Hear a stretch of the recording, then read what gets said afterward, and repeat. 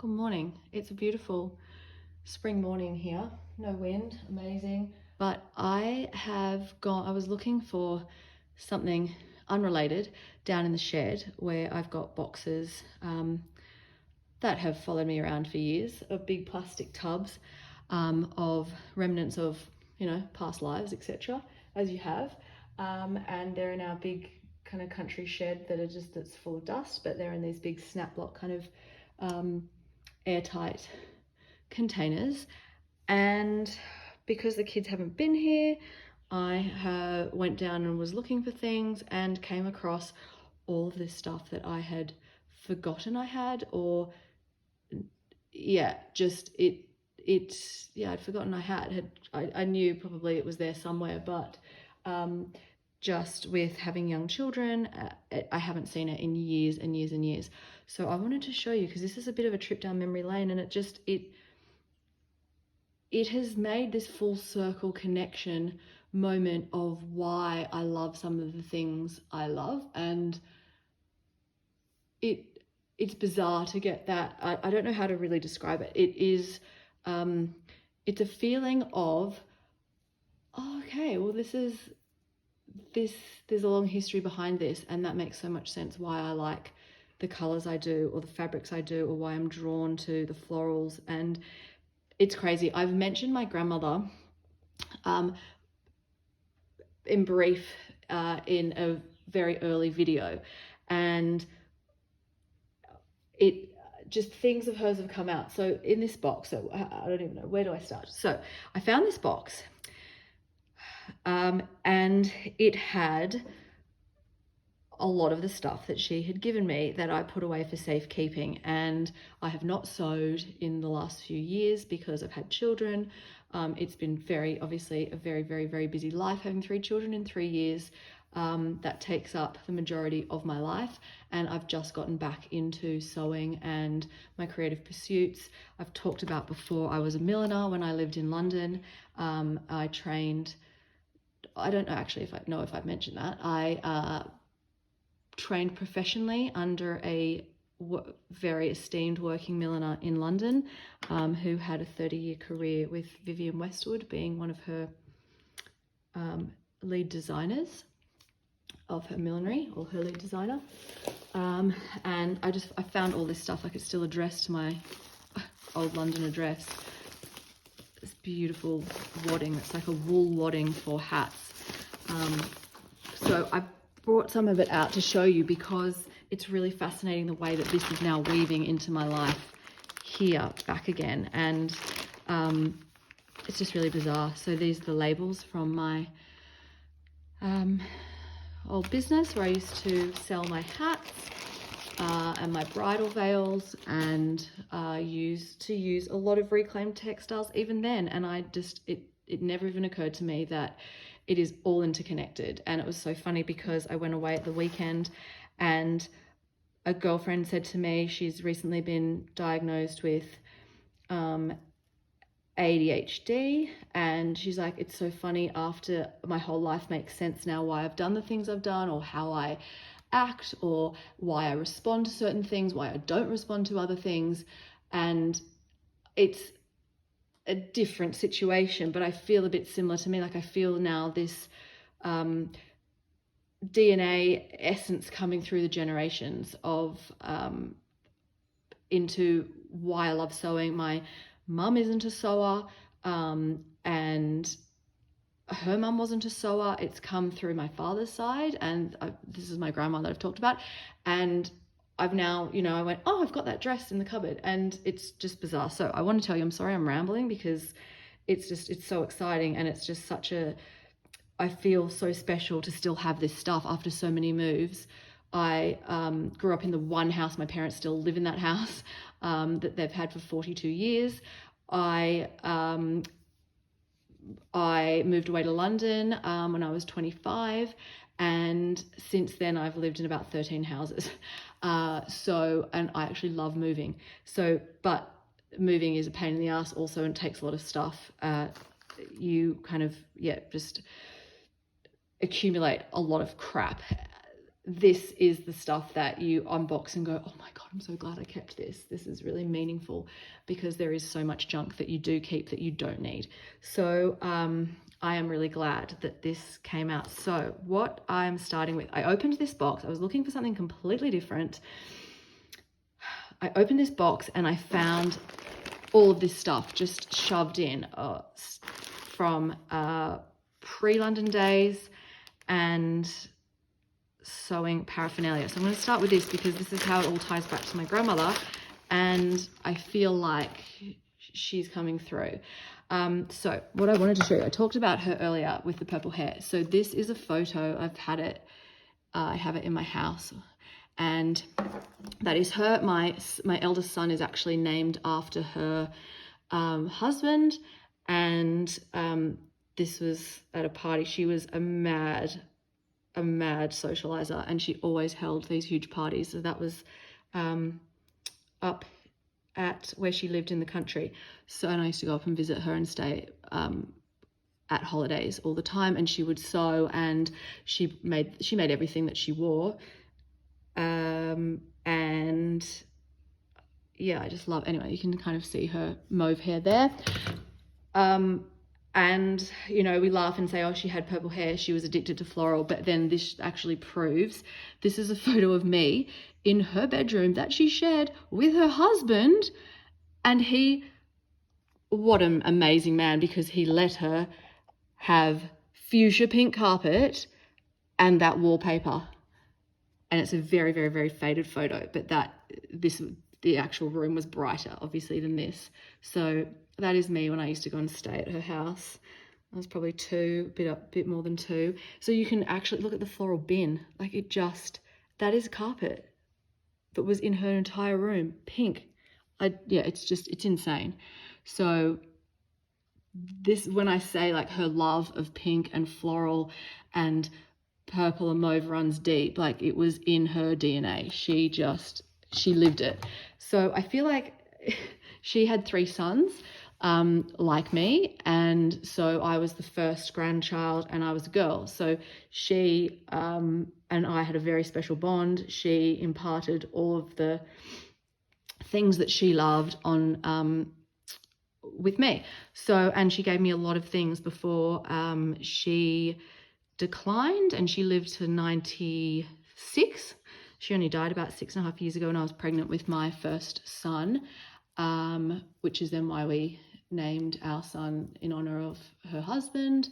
Had he been a girl, I would have liked to have named her, and her name was Joy. So it's just, I'm getting teary. And she brought joy.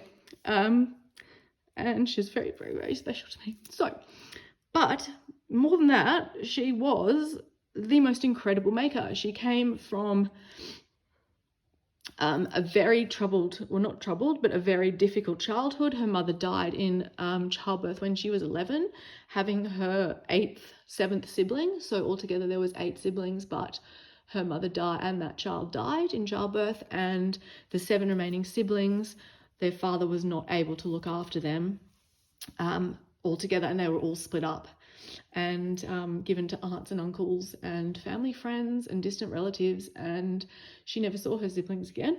It was too painful. And I think that she just delved into really creative pursuits, and she grew her own family, and we always used to laugh and say she was more Jacobs than Jacobs, because she married into that family and she became more like them than their blood line. So she embraced the family that she made with my grandfather. But this was obviously always in her, and she went to live with an aunt in the city, in Sydney, and she was very, very, very lucky, and she trained as a florist under that aunt, and she was allowed to work, and it was wartime. And then she met my grandfather, so in Sydney, and they were married for a very, very, very long time until he died. I think 60 years, over 60 years. So anyway, she made this. This was a sleeve that came off one of her evening dresses, and I don't know where the dress is, but I have 3 dresses of hers to show you because I've actually worn them all, which is just crazy. So, and I'm just so grateful I kept them all, because sometimes when you're 20 or you're 15, you lose interest in these things, but it comes back around. So that also, and it's really funny because as soon as I opened this bag and saw this was the piece of fabric, I went, I've got that dress and I've worn that dress. And so this is a remnant silk remnant of a dress that I will show you is hanging up here. And this, I'll tell you about that later. So these are her scissors. She gave me her dressmaking scissors when I was a teenager, and they were too heavy for her. She had stopped making in her 70s, would she have been? Her late 70s maybe. I think she stopped making garments, and so she started to give me a lot of her things. This is just a random Kodak box, but she used it as a pin for pins. It was a film box. So they used to do all that kind of stuff, and I've kept it. Yeah, 15-year-old me must have kept it going, okay, that's kind of weird, but cool. She also gave me her sewing box, and I have sadly given that away because it was this huge brown, and I've since seen them on Facebook Marketplace. It's a very common brand. It was a huge, hard wooden brown one. They're often in retro colors. And I'll see if I can, what I'll do is I'll put a little insert of a photo of one like that. And I regret that now, but you can't keep everything. And does that color bring me joy? No. And I can't believe it brought her joy, but maybe back then there just wasn't the options that we have, and you've got to clearly, you know, work within your means, and maybe that was what there was available. So I'm going to turn the camera. So I've got all these beautiful things of hers that I will now cherish, well, I've always cherished, but I will use in my making somewhere, and I will honor her. And it's funny just to see how similar I am to her, and I didn't realize how important the creative side of me is and has been quite not stifled, just I've had more important things in my life going on in the last 6.5 years. So I haven't been doing a lot of sewing, but I have really had sewing and stitching in my life from a very young age. So I'm going to do this and I will show you the dresses. So the best way, I've just hung them up here and we'll see the light, but that is an incredible lace piece. There would have been a slip, obviously. She's not Kim Kardashian. But I don't even know, you can't even really see the stitches, so I don't know how she did that. She also worked for a clothing label upstairs in David Jones when she was a young mother, and they did a lot of beading by hand, which is and they made a lot of these dresses and sold them through David Jones. So there's a hole in the back of that. Whoops. And this one is I've worn that to a wedding with a really cool vintage belt. Everything's so perfectly done. It's amazing. And this has got a bubble skirt, a bubble hem, which is really beautiful and kind of unusual. Like it sits out quite puff. It gives it volume and this beautiful puff at the just under your knee. So that is where that piece of fabric I showed you comes. Yeah, that would be right. Comes from. And then the last one is this, and I've also worn this to a friend's wedding back in my 20s. It's really fitted through the waist. It's beautiful. And look, the cotton flower trim, just lovely love. And it's really discolored now. I've got to somehow treat that, I don't know. But there's a yoke, I think the yoke on it is just so beautiful. The back and the detail. It's lovely. I'm going to try, I don't know if I'll be able to find them because it was before digital kind of cameras. It was when we were all still had those little cameras that we'd take out. Try and find photos of me wearing these things. I'll do my best, but it might not happen. So that's something I wanted to show you about my history, and then show you some other pieces that I found. Okay, so in that plastic bag with those other pieces of fabric from my grandmother, I found this piece of leather. And this was when I was at uni in Sydney. I used to go op shopping all the time with my girlfriends, and I found this magenta, very 1980s, incredibly elasticized leather jacket. And the cut was awful, and I was never going to wear it as a jacket, but I saw it and I went, the color, I love it. I've never seen leather like that. And I bought it for like $15 that it was back then. And I deconstructed it and I used the leather to make clutches for my girlfriends. And I still remember giving one of them to my girlfriend for her 21st. And this was obviously a remnant that I've kept in the moves, and I've still got a piece of it. So, and I can't believe I never remember that there was kind of this applique of a suede on there of these leaves. So that just brought back such a happy memory to me, and it just shows that, yeah, I've been making without even, I don't know, remember that I've been making or realized. And then I found in all my London stuff, and there is more that I haven't even gone through because this box was kind of emotional overload enough.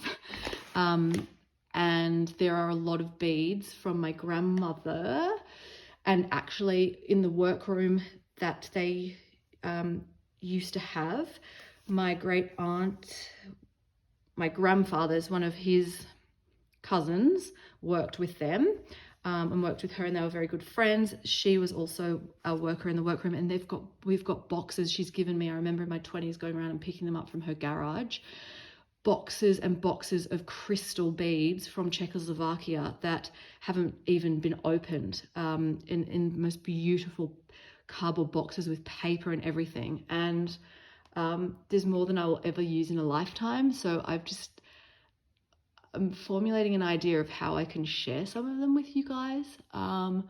Somehow, if I can come up with a way of cheaply posting some of these things to some of you around the world, I think that'd be a really beautiful way of us sharing in the things that we love. So that's my next, I'm going away tomorrow for a week with the boys and Matt, but once I come back and they're back at school, I'm going to go through those other boxes and do that, because I'll never use them, and I don't have a daughter, and so I don't know who I'll be passing these things down to yet. I might have daughters-in-law that love this, but I would love contemporary people who are making alongside me now, and all the beautiful people of you who have commented and got in touch and introduced yourself from overseas, and you've written comments in other languages that I've had to translate.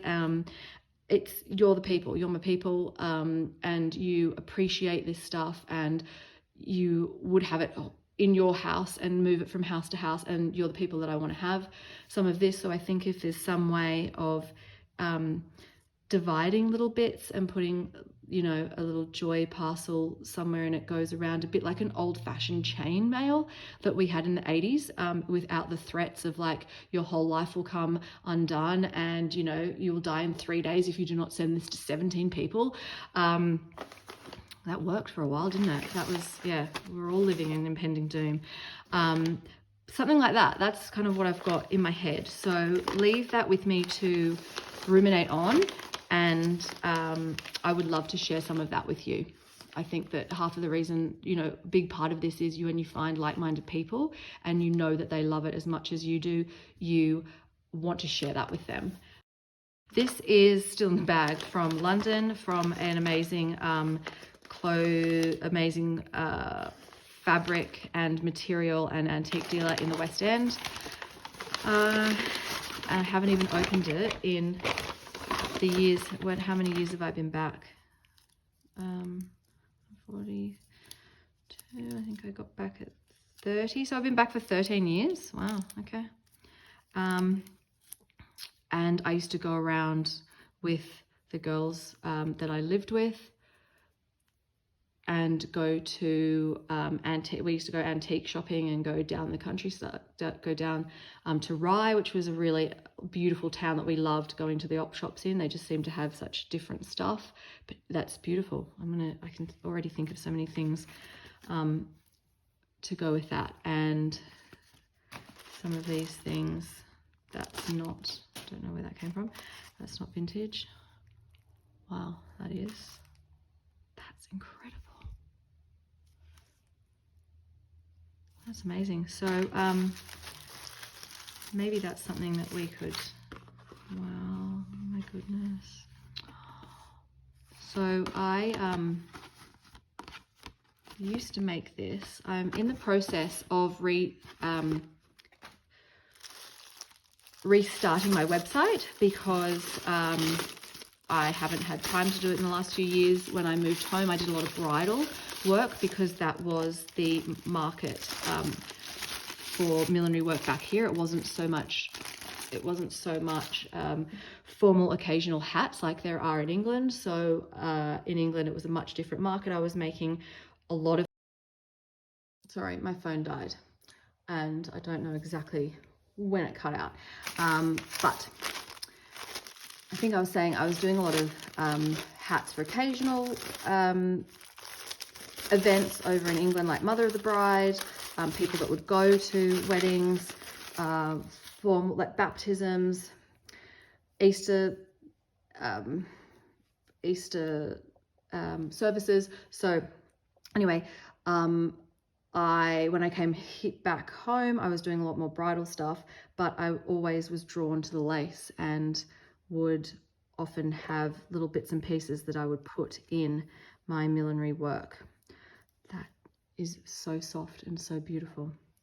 So that says Brussels, 10 pounds, Duchess lace, Brussels. And ironically, I went with my cousins to Brussels, to Ghent, which is the capital of lace making capital, and didn't look at any lace because we were too busy drinking, which is hilarious. So I've actually chemical lace. Don't know what that means. Interesting.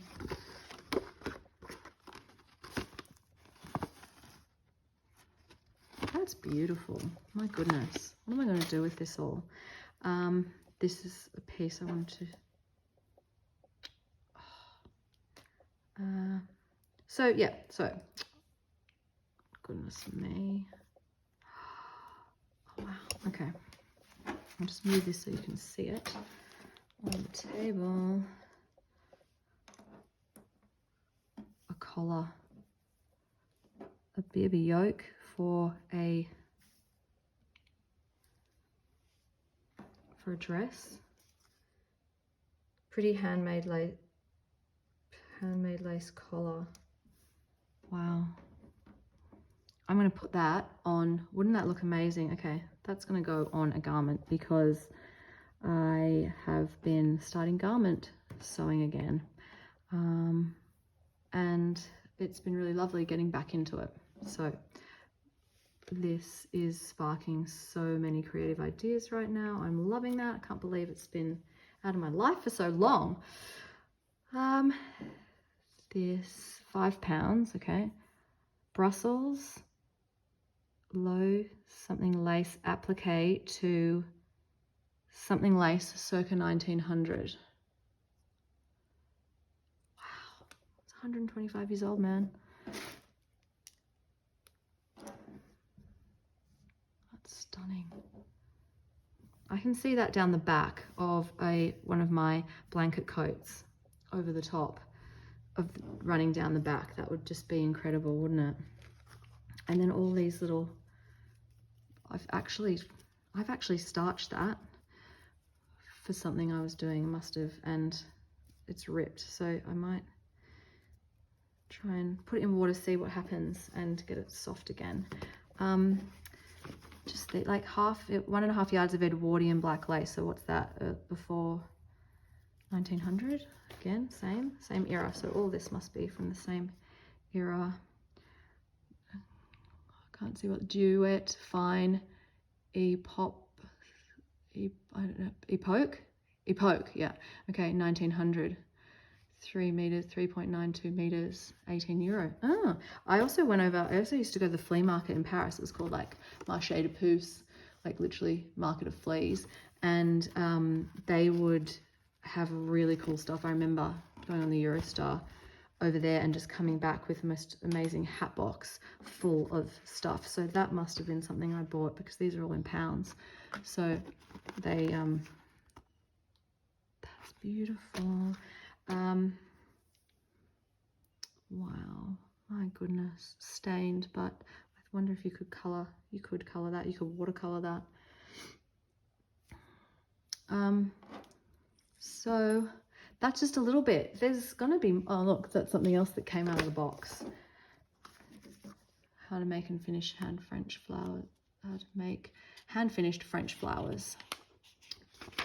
Stunning. Oh, look at that. So that's really interesting. I just wanted to share that with you, because it felt like this light bulb moment to me, you know, with my girlfriend saying that thing about how her whole history is kind of making sense now, that she learned something about herself. And I feel like I've remembered something about myself in the last little while, and especially brought on by this find of my grandmother's things. And there'll be more to come out, but yeah, it's just lovely, and it's been there all along. But it's just, I've had periods in my life where I have been able to lean in, and now is one of those periods where I've got little children kind of starting school, and it's really nice. It feels like coming home to something that you know really well, and that just brings you so much inner peace and joy. And I guess there's a lot of people that get that from all different things, you know, like a lot of people love cooking, a lot of people love like exercises where they find their joy, and that's just where their meditative state is and what makes them feel good. And for me, I guess it was always around these things. It was always around the flowers and the pink and the purple and the love of beads that I got from her, and just everything. And now it's just, I feel like at 42, it's all coming together in one place. And how funny is this when I say that? One place. Look at my table. Thank God there's no children here today. It's just, Matt's like, you've taken over. Where are we supposed to eat? Look, there's boxes of things on the floor. There's bags of old blankets. Oh, it just doesn't end. But that's okay. This is joyful for me, and I'll spend an hour packing it up this afternoon.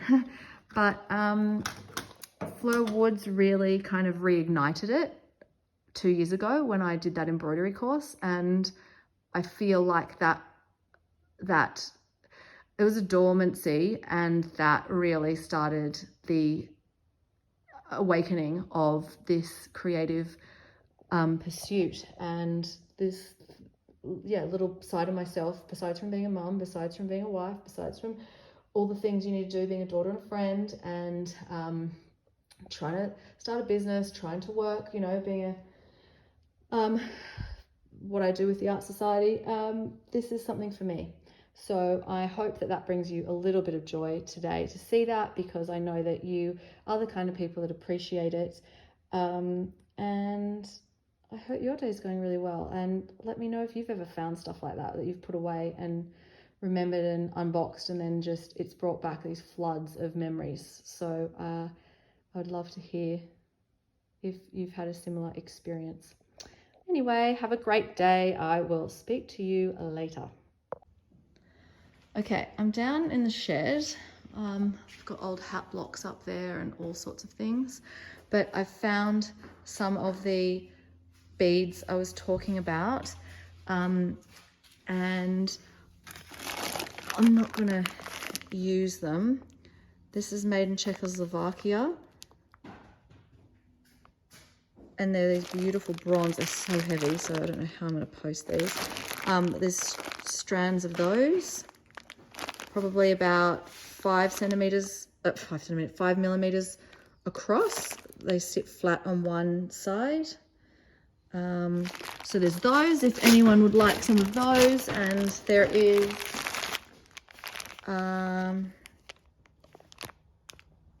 they're more bronzy color, some of those.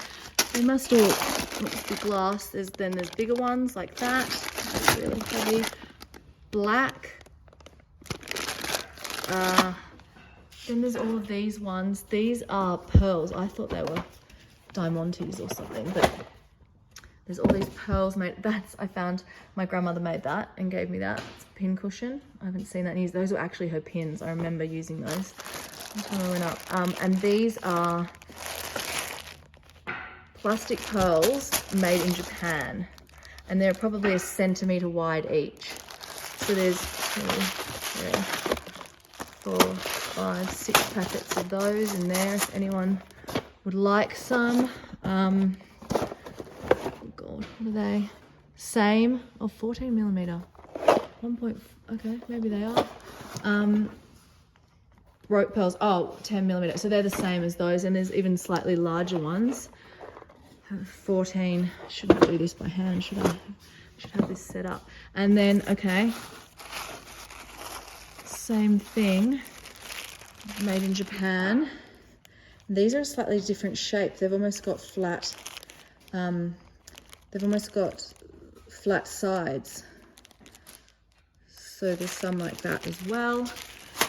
If you can use, let's see if the box has any plastic pearls, 10 millimeter. Okay, so if you think you will use any of these and would like a little pack of each, I used to go on the Eurostar when I lived in London and go across to Paris to the flea markets and get, it is so soft, just things like this, just stuff I've collected over the years is just crazy. Where else? What else is in here? Oh, these are my seed beads for all my millinery work. Where do these come from? Wow, okay. This is my grandmother's imitation jewelry made in Czechoslovakia. So these will be individual strands. That's the back. So they've got a cross at the back that you put both ways that you slide a needle through. So they're small. And yeah, so I've got, if you see, I used to make wedding veils and bridal belts and headpieces and everything. So, but I don't do that anymore. I'm not going to do that. So they were good. My grandmother gave me these. So there's quite a few strands of those if anyone would like some. I think I've got a second bag even of those. Yes, I do. Yeah, so there's those. What else? Oh, these are my millinery tools. Goodness. My flower petal making tools, which you heat up over an open flame, and they make different shaped petals. So they're amazing and very expensive.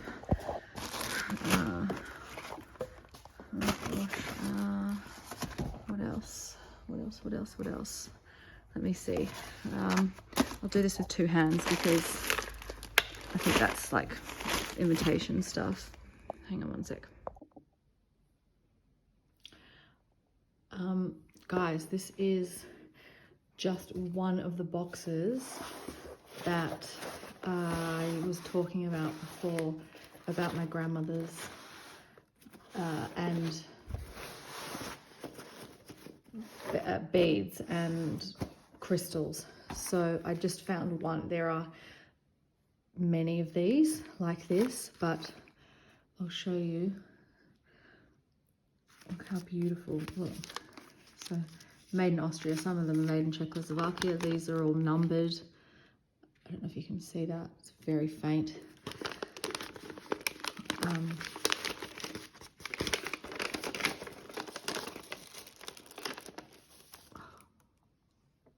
woolen padding in them. Oh, look at that.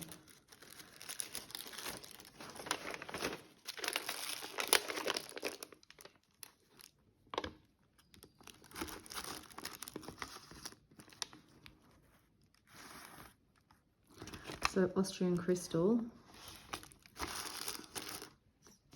These particular ones don't have holes, so they must be, a lot of them do, but I'm guessing they're like a rhinestone crystal that you put on a garment, or I don't even know. So if any of you out there do know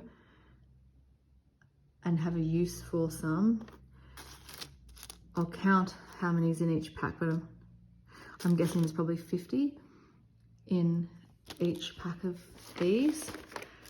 So I can't see myself using anywhere near these. Like I'd be happy to keep 1 or 2 packs, you know, and